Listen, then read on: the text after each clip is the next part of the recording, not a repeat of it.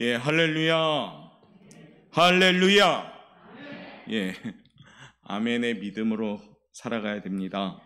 졸린 시간이니까 제가 좀 가끔 박수도 치고 좀 잠을 깨우면서 가도록 하겠습니다. 먼저 그런 의미에서 박수 3번 시작. 예, 그래서 우리가 함께 나갔으면 좋겠습니다. 옆에 분 쳐다보시죠. 자, 인사합시다. 예배를 도와줍시다. 예, 옆에 분이 졸면 같이 졸게 되고 앞에 분이 졸면 같이 졸게 됩니다. 그렇죠? 그러니까 서로 도와갑시다. 그래서 중간에 뭐 갑자기 박수 쳐도 이해하겠습니다. 옆에 분을 깨우려고 박수 친 줄 알고 그렇게 할 테니까 우리 4월 마지막 주죠. 그동안 잘 사느라 고생하셨고 남은 4월도 잘 마무리하고 새로운 5월은 조금 더 소망을 가지고 살아가기를 원합니다. 서로 간에 한번 축복했으면 좋겠습니다. 우리 축복송 하죠. 우리 사랑해요 축복해요 그거 있죠? 함께 하겠습니다. 축복하고 싶은 사람 축복하죠.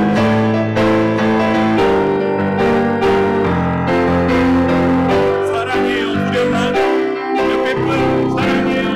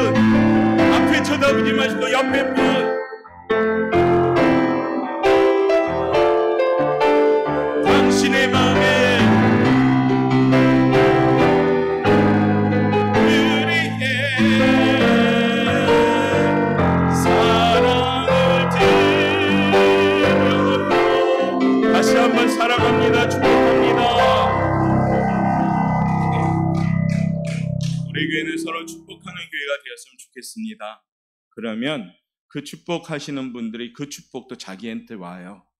근데 미워하면 그 미움도 자기한테 와요.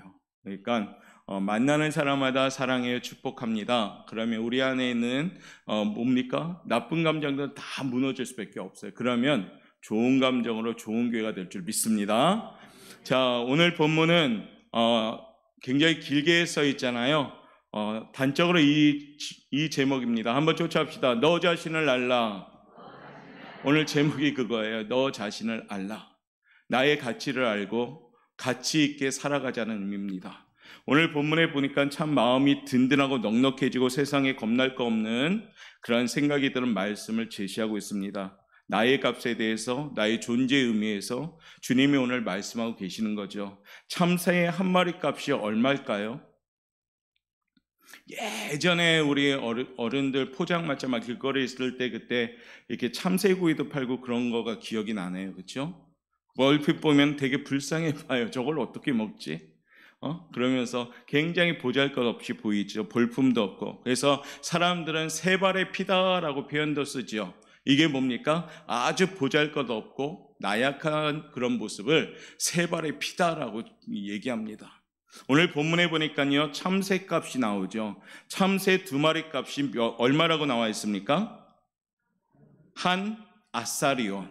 한 아사리온, 그렇죠? 한 아사리온은 당시 노동자 임금의 16분의 1에 해당되는 금액입니다. 그러면 1+1으로 준다고 하잖아요. 그럼 한 마리 값은 얼마일까요? 한 마리 값은?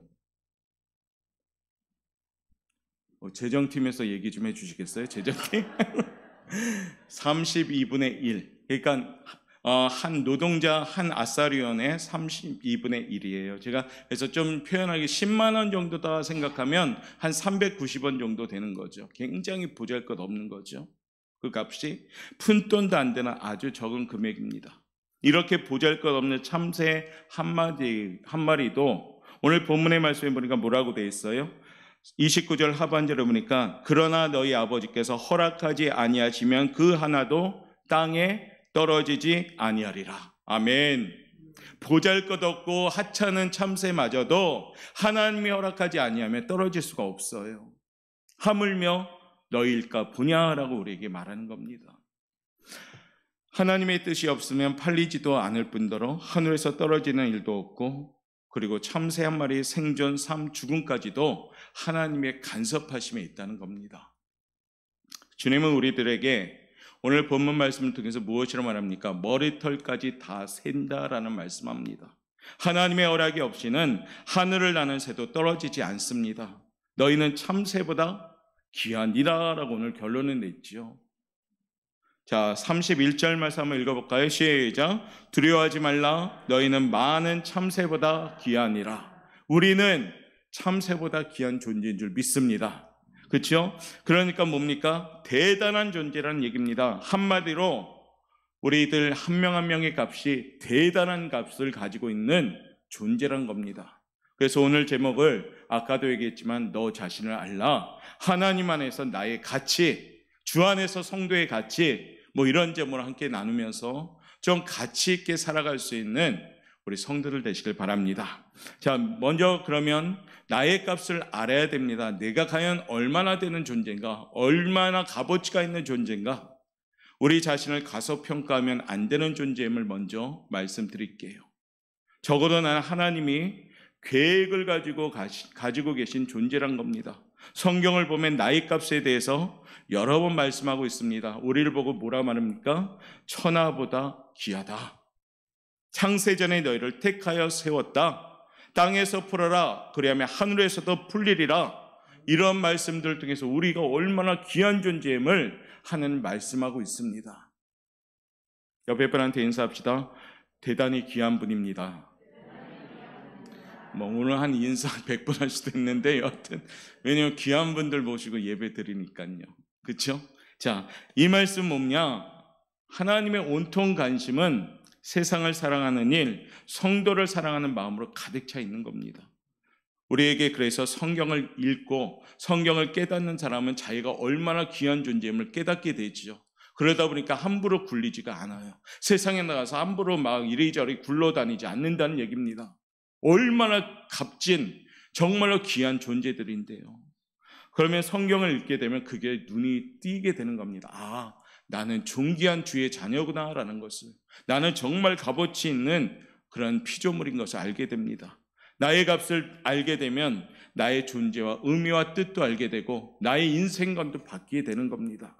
중요한 것은 우리가 자신의 값을 알고 살아가는 것이 중요합니다. 그래서 주님 오늘 본문에서 나의 값에 대해서 말씀하고 있습니다. 하나님은 하늘을 나는 새들에게도 계획을 가지고 계신다라고 말합니다. 하나님의 뜻이 아니면 공중에서도 떨어지는 법이 없다라고 말씀하십니다. 하물며 너희들이야 말하면 무엇하랴라고 오늘 말씀합니다. 얼마나 힘이 되는 말씀입니까? 성경은 우리의 값을 이렇게 여러 군데를 통해서 표현하는데요. 한번 읽어보도록 하죠. 시편 16편 3절 한번 읽겠습니다. 시작. 땅에 있는 성도들은 존귀한 자들이니 나의 모든 즐거움이 그들에게 있도다. 땅에 있는 성도들은 존귀한 자들이니 나의 모든 즐거움이 그들에게 있도다. 자신이 성도라고 생각하시는 분 아멘. 나와 있잖아요. 성도들은 존귀한 자니 하나님의 모든 즐거움이 있다 말합니다. 이사야 49장 5절 말씀 우리 한번 읽어볼까요? 시작. 내가 여호와 보시기에 영화롭게 되었으며 나의 하나님은 나의 힘이 되셨도다. 내가 여호와 보시기에 영화로운 존재가 되었고 그러다 보니까 하나님이 나의 힘이 되십니다. 갈라디아서 4장 7절은 우리에게 단적으로 표현하죠. 읽어봅시다. 시작.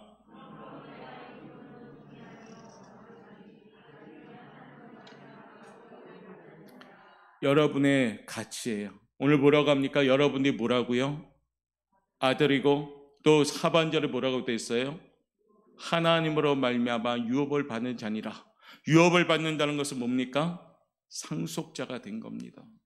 하나님 나라의 상속자가 된 겁니다. 할렐루야.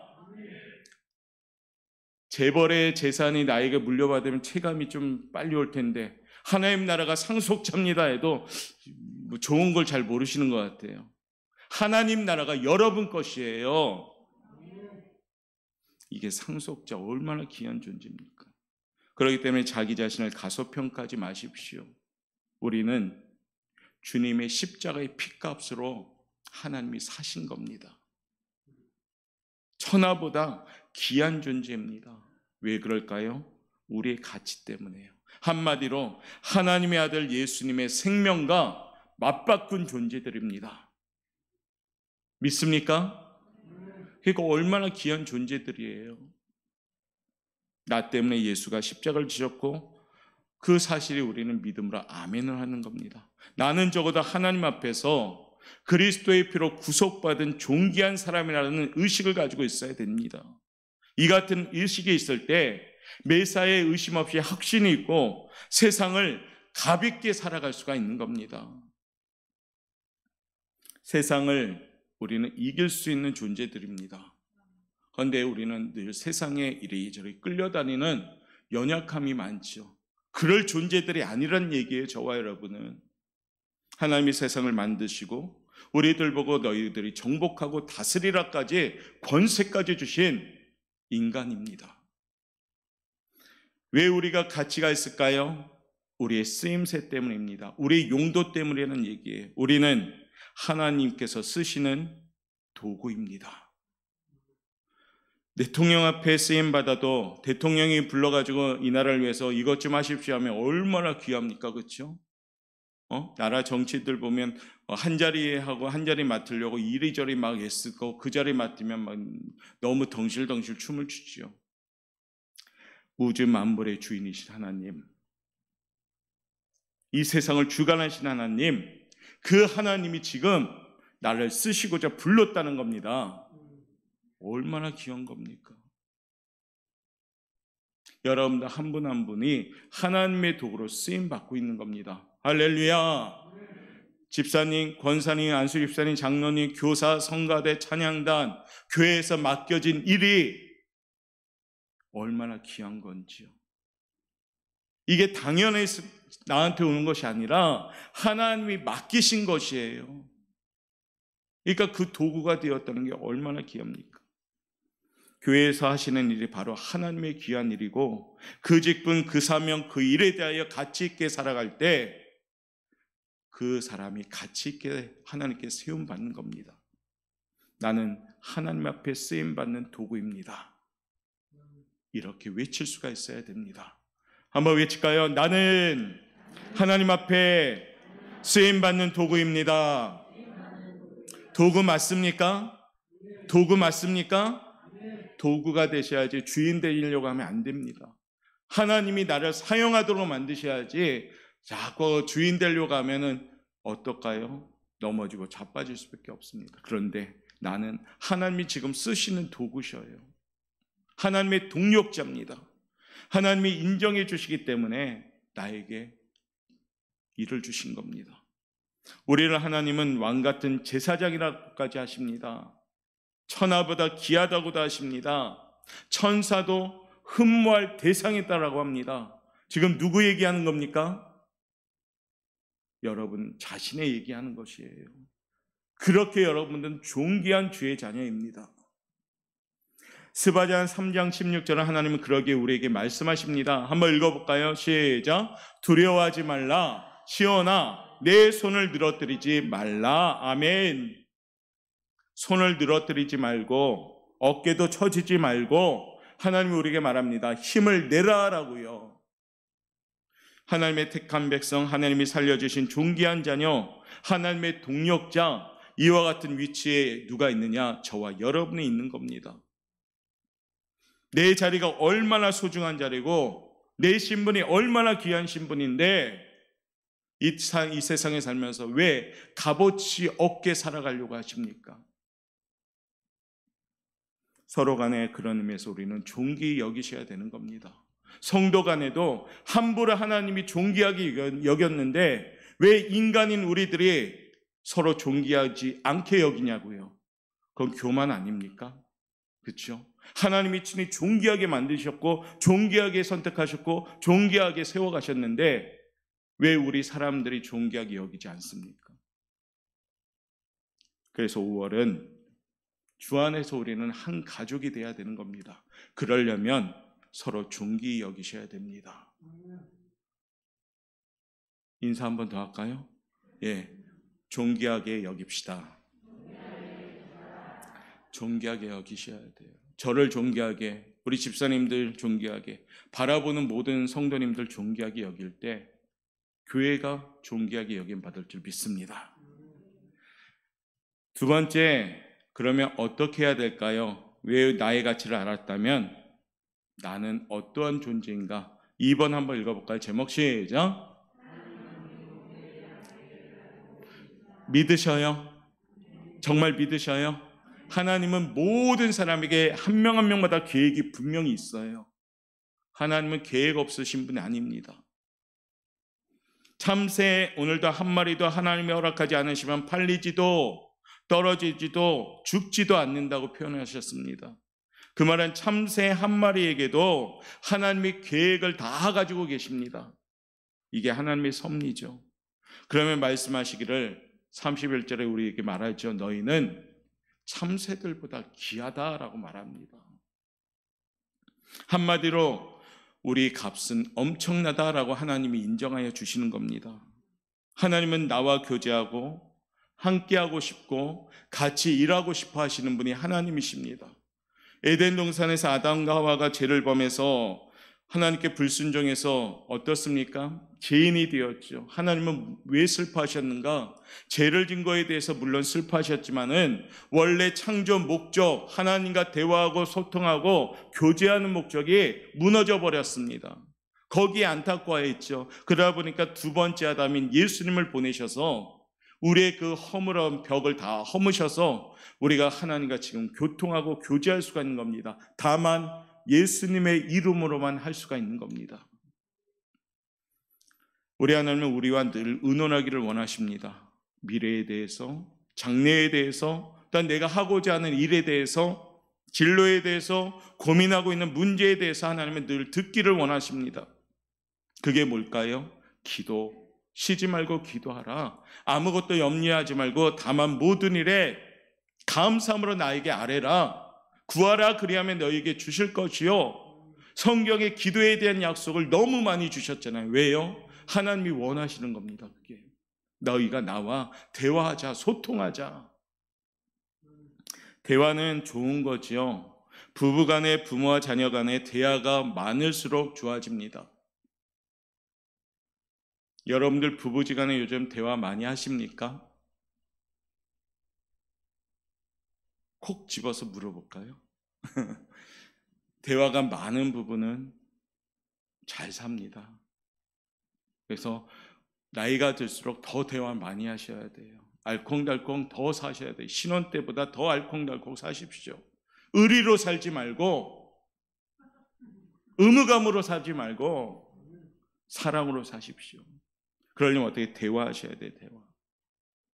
부모와 자녀 간에도 대화가 단절되죠. 어느샌가 집안에 있는데 자녀의 방은 왠지 모르게 타국이고 타지예요. 한번 문이 닫히면 열리지가 않습니다. 이제부터 문을 두드리라 그랬는데도 열리지가 않아요. 대화를 하셔야 돼요. 모든 대화는 어려움을 푸는 열쇠입니다. 사람은 대화하며 살아가는 존재입니다. 이것은 우리 하나님의 창조 원리이기 때문이에요. 우리 하나님도 우리와 대화하기를 원하십니다. 성경에 대화를 많이 하는 사람들 보면, 하나님과 대화를 많이 한 사람들 보면 잘 됐습니까? 못 됐습니까? 다 잘 됐죠. 다윗도 하나님과 대화를 많이 하셨고, 가는 곳곳마다 성경에 축복받은 인물들 보면 하나님하고 대화를 많이 했어요. 아주 시시콜콜한 얘기까지 다 있어요. 우리 하나님도 우리에게 그런 말씀, 그런 얘기를 듣고 싶어 해요. 하나님 아시조가 아니라 그 내용을 하나님께 구체적으로 얘기하셔야 됩니다. 그럴 때 하나님께서는 들어주시는 겁니다. 계획 가운데 하나님은 운행해 주시는 겁니다. 하나님과 대화하는 여러분들은 유일한 피조물이에요. 저와 여러분은 하나님과 대화할 수 있는 유일한 피조물이에요. 그것이 뭡니까? 특권입니다. 특권. 그런데 가끔 우리가 이 특권을 헌신짝처럼 막 버릴 때가 있습니다. 하나님은 우리가 기도하면 들을 것이오라고 약속하십니다. 하나님이 들으시면 하나님이 움직여 주십니다. 하나님이 일하시면, 전능하신 하나님이 일하시면 그 일이 되기 시작하겠죠. 내가 애쓰고 힘쓰고 아무리 애써도 되지 않는 일이 하나님과 기도하고 하나님이 역사하시게 되면 가장 좋은 방향으로 하나님이 이끌어 가시는 겁니다. 믿으십니까? 나는 왼쪽을 원했는데 왼쪽을 위해서 막 기도하는데 하나님이 그건 아니다, 오른쪽으로 딱 정해서 주면 이게 맞는 겁니다. 할렐루야. 왜? 하나님은 우리를 위하여 계획을 갖고 계시니까. 이 시간 하나님께 인생을 맡기면서요, 상담이며 대화함을 통해서 가장 좋은 길, 가장 복된 길로 하나님의 계획한 그 축복의 길로 인도함 받는 우리 성도들 되시길 바라겠습니다. 박수 3번 크게 시작. 할렐루야. 왜냐하면 저 변두리에서 졸면은 제가 모를 텐데 요 중심가에서 졸아버리니까 하다가 기운이 푹 빠져가지고 지금 어딘지 모르겠어요. 요 중심가에 지금 중심가. 저 변두리 쪽은 자도 돼요. 주무셔요. 요 중심가를 제가 눈여겨 보잖아요. 지금 중심가가 무너지면 변두리가 무너져요. 그러니까 안 됩니다. 자, 인사합시다. 같이 하나님이 주신 특권, 기도로 축복을 누립시다. 하나님이 주신 특권, 기도로 축복을 누리시길 바랍니다. 특권을 누리셔야 됩니다. 그렇죠? 기도 많이 하면 축복 받습니다. 정말로 기도 많이 하면 축복 받습니다. 기도 많이 하면 축복 받습니다. 많이 하셔요. 기도. 돈 안 들잖아요. 기도 많이 하는 사람이 지혜로운 사람이에요. 진짜로 신앙생활에. 그 기도가 때가 되면 차곡차곡 쌓여서 하나님이 때가 되면 그 제목대로 응답이 쏟아지는 건데요. 올려드린 기도가 없으면 아무리 때가 돼도 하나님 줄 게 없어요. 그러니까 기도는 늘 쌓으셔야 돼요. 쌓으셔야 돼요. 하나님의 때는 반드시 응답해 주실 줄 믿습니다. 3번째요. 어떻게 살아가야 되는가? 한번 읽어볼까요? 시작. 하나님이 나에게 계획을 가지고 계신다면 우리는 우리의 미래를 확실히 믿어야 합니다. 아멘. 하나님이 분명한 계획을 계시고 계신다면 우리는 완전하게 확실히 그 믿음을 가지고 있어야 돼요. 나의 미래에 대해서 믿음을 가지면 겁날 것이 없습니다. 지금까지 살아온 것도 내 뜻대로 살아온 것이 아닙니다. 여러분이 살아온 지난날 한번 되돌아보십시오. 내 뜻대로 된 것이 많습니까? 적습니까? 제가 볼 때 저도 많지가 않은데요. 아니, 뜻대로 된 게 거의 없는 것 같습니다. 대부분 나의 생각이나 나의 계획과는 전혀 다른 길로 하나님께서 이끌어 오셨음을 우리는 압니다. 그게 아니다라고요. 하나님은 우리를 너무 사랑하시기 때문에요, 가장 좋은 길로 열어가시는 거예요. 내가 정답인 것처럼 하나님께 기도해도 그게 정답이 아니고 오답일 경우가 많다는 겁니다. 그러면 하나님이 정하여 준 답을 주시겠죠. 그 기도하면서 그 마음을 준비시키는 겁니다. 내 인생은 내가 사는 것처럼 보이지만 그렇지 않습니다. 하나님이 나를 여기까지 이끌어 오신 줄 믿습니다. 에베네셀, 하나님이 여기까지 우리를 도와주심을 믿습니다. 분명히 믿기는 우리도 앞날도 그렇게 살게 된다는 겁니다. 그것이 하나님의 계획이고 섭리이고 뜻이고 인도하심입니다. 우리들이 세상을 살면서 가장 복된 삶은 하나님께 인도함 받는 삶이에요. 인도함 받고 안내를 받아서 살아가는 인생이면 당연히 그 인생은 어떨까요? 성공하는 인생이 되는 겁니다. 잠언 3장 6절은 우리에게 제시하죠. 범사의 그를 인정하라. 그리하면 내 길을 지도하시리라. 하나님을 인정하면, 하나님을 경외하면, 하나님을 온전히 믿으면 내 인생을 책임져 주시고 이끌어 가신다는 겁니다. 성령이 하시는 일이 뭘까요? 지금 우리 안에 성령님이 계셔서 나의 인생을 이끌어 가시는 겁니다. 나의 미래와 장래와 앞길을 맡기면 행복해지는 겁니다. 그분이 우리 지난달도 여기까지 인도해 주셨고 앞으로 우리의 인생길도 지금도 여전히 이끌어 가시는 겁니다. 성령이 하시는 일은 우리에게 유익한 일을 해주시는 겁니다. 안전하게 덕을 쌓으면서 살아가도록 지금도 인도해 주시는 겁니다. 왜요? 나는 하나님의 최고의 피조물이니까요. 갈라디아서 5장 16절부터 17절은 우리에게 이렇게 전하는데요. 한번 읽어보겠습니다. 시작. 내가 이르노니 너희는 성령을 쫓아 행하라. 그리하면 육체의 욕심을 이루지 아니하리라. 육체의 소욕은 성령을 거스르고 성령은 육체를 거스리나니 이 둘이 서로 대적함으로 너희가 원하는 것을 하지 못하게 하려 함이니라. 아멘. 성령을 쫓아 행하면 육체의 욕심을 이루지 못하게 되는 겁니다. 그렇게 인도해 주고 계시는 거예요. 그러므로 이 시간에 하나님의 계획을 인정한다면 우리의 미래를 온전히 맡기고 믿고 가치 있는 삶을 살아갈 수 있기를 바랍니다. 제가 두 구절을 제시하죠. 잠언 16장 9절, 아까도 말씀드렸던 건데 한번 천천히 읽어봅시다. 시작. 사람이 마음으로 자기의 길을 계획할지라도 그의 걸음을 인도하시는 이는 여호와시니라. 잠언 19장 21절은 비슷한 내용인데요. 한번 읽어봅시다. 시작.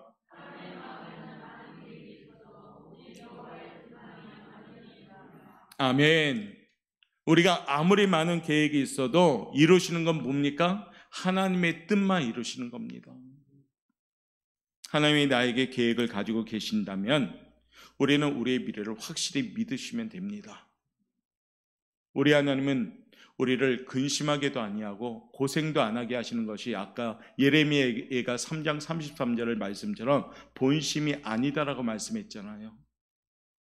하나님은 우리의 미래를 확실히 책임져 주시는 분인 줄 믿습니다. 걸음을 인도하시는 분이 하나님이고 하나님의 뜻을 이루어 가시는 것이 하나님의 뜻입니다. 나의 삶이 가치 있는 삶이 되기를 원한다면 하나님의 인도함 받는 신뢰함으로 그 하나님의 선하신 계획을 이룰 수 있는 존귀한 성도들로 준비되시길 바랍니다. 지금도 여전히 하나님은 우리의 인생길을 이끌어 가셔요.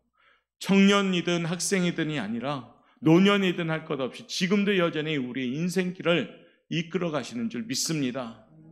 거기에 우리가 순종하고 따라간다면 그 인생길은 열어가는 인생, 가치 있는 인생이 되는 겁니다. 왜냐하면 하나님은 우리를 가치 있게 존귀한 자녀로서 삼아주셨기 때문입니다. 결론의 말씀은 이겁니다. 하나님은 우리의 계획을 가지고 계신 증거가 있습니다. 그 증거는 우리에게 무엇을 주셨느냐? 달란트를 주셨습니다. 재능을 주셨다는 겁니다. 사람에게는 누구든지 다 재능을 주셨습니다. 그 재능을 활용해서 직업을 가지고 살아가게 하고 세상에 이바지하고 하나님께 영광의 삶을 살게 하는 겁니다.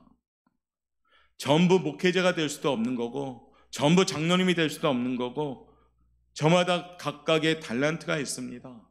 저마다 그 달란트에 최선을 다할 때 아름다운 세워짐이 되고 아름다운 그런 이루어짐이 되는 겁니다. 하나님은 나에게 계획을 가지고 계신 증거들이 있는데요. 그것을 수고하고 땀 흘려 연구해서 자신만이 가진 재능으로 개발해서 사용하신다면 바로 하나님이 크게 쓰시는 사람들이 되는 겁니다. 달란트를 꼭 묻어두는 것이 아니라 그 달란트를 사용해서 실패할지라도 애쓴다면 하나님 그 달란트를 사용하셔서 하나님의 영광을 나타내게 하시는 겁니다. 모든 분야에서 두각을 나타내는 사람들의 공통점이 뭡니까? 그 분야에서 아주 피나는 노력을 한다는 겁니다. 우리 믿음의 사람들도 하나님 앞에서 어떻게 해야 될까요? 열심으로 헌신하고 충성을 다해야 됩니다. 교회 일이 은혜로 대충 하는 것이 아니라 세상 일보다 더 열심히 하셔야 된다는 겁니다. 그래야지 나의 인생길이 열려지리라 믿습니다. 코로나 환경 가운데 어쩌면 우리의 삶이 제한적이고 위축될 수도 있지만은 이 환경 가운데도 나에게 맡겨지신 주님의 일이 있다면 거기에 충성을 다하셔야 됩니다. 그래야지 아까 처음에 말씀드렸듯이 가치 있는 사람이 되는 겁니다. 이 시간 분명히 우리가 깨달을 것은 우리는 하나님의 가장 존귀한 피조물입니다. 할렐루야. 우리는 하나님과 유일하게 소통할 수 있는 피조물입니다. 할렐루야. 하나님의 귀한 일을 맡기시며 함께 동역하는 피조물입니다. 할렐루야. 예수님을 보내셔서 십자가에 고난 그 피값으로 우리를 사신 최고의 피조물입니다. 그런 존재들이 여러분들이에요. 나 자신을 알라. 그걸 잘 알 때 가치 있는 삶을 살 수가 있습니다. 마치 우리는 존귀한 자녀가 아닌 것처럼 살아가고 하나님의 자녀가 아닌 것처럼 살아간다면 그건 정말로 가치가 없게 살아가는 겁니다.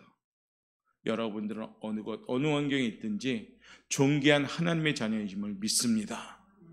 그러기에 주님 주신 특권 정말로 잘 누리고 하나님과 대화도 하고 또한 하나님과 유일하게 소통하는 그 좋은 특권을 누리면서 하나님이 주신 달란트 최선을 다하여 또한 사용하여질 때 하나님이 영광 나타나는 최고의 그러한 성도들 될 줄 믿습니다. 우리 자신을 죄에 함부로 던지지 말고 세상에 함부로 던지지 말고 더럽히지 말고 신실하게 진실하게 거룩하게 살아가는 인생들 되시길 바랍니다.